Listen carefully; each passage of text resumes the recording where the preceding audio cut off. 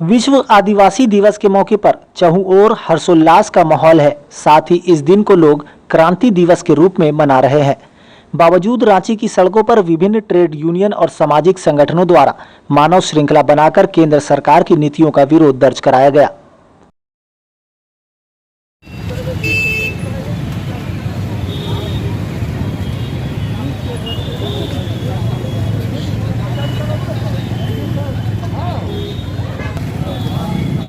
क्योंकि जो देश में बैठा हुआ प्रधानमंत्री श्रीमान नरेंद्र मोदी हैं, वो देश की संपत्ति बेच रहे हैं, कल कारखाने बेच रहे हैं, बैंक बेच रहे हैं, LIC बेच रहे हैं, इंश्योरेंस बेच रहे हैं, स्टील कोयला सबको विदेशी कंपनियों और देसी कारपोरेट घरानों के हवाले कर रहे हैं। इसलिए देश के किसान मजदूरों ने आज विश्व आदिवासी दिवस और क्रांति दिवस के मौके पर भारत बचाने का ऐलान किया है। हमारा नारा है सेव इंडिया, भारत बचाओ, किसानों और मजदूरों को बचाओ। तो विश्व आदिवासी दिवस लोग मना रहे हैं, लेकिन आदिवासी मजदूर हैं, आदिवासी ही किसान हैं और आज उनके जल जंगल जमीन का सवाल, उनके श्रम और मेहनताना का सवाल और सबसे बड़ा सवाल है कि दिल्ली की गद्दी पर जो सरकार बैठी हुई है वो जंगल जमीन से लेकर के तमाम कारखाने, खदान, कोल, सेल, रेल सभी बड़े कंपनियों के हाथ में बेच दे रही है। तो आज के समय में सिर्फ आदिवासी बचाने का सवाल नहीं है, आदिवासियों के साथ साथ पूरे देश के मजदूरों और किसानों को बचाने का सवाल है।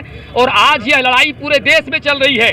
ये सरकार जो देश बेचने पर आमादा है, ये देश की जो आर्थिक जो संपदा है, जो अर्थव्यवस्था है, इन्हीं चीज़ों पर टिका हुआ है। ये सरकार पूरा देश बेचना बंद करे और मजदूर और किसानों के पक्ष में वो काम करे। ये जो तीनों कृषि कानून लाया गया है वो वापस किया जाए।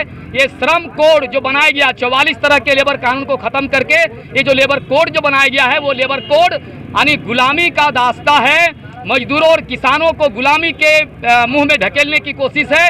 केंद्र सरकार को गुलाम बनाने की है जो कोशिश है, जो साजिश है, इसके खिलाफ देश का जो मजदूर वर्ग है, देश के जो किसान हैं, देश के जो छात्र युवा हैं सड़कों पर हैं और मोदी सरकार को सीधा चेतावनी दे रही है कि अपना जन विरोधी काला कानून वापस लो, नहीं तो पूरा देश व्यापी आंदोलन के जरिए इस सरकार को सत्ता से उखाड़ फेंकने का ये ऐलान हम लोग कर रहे हैं।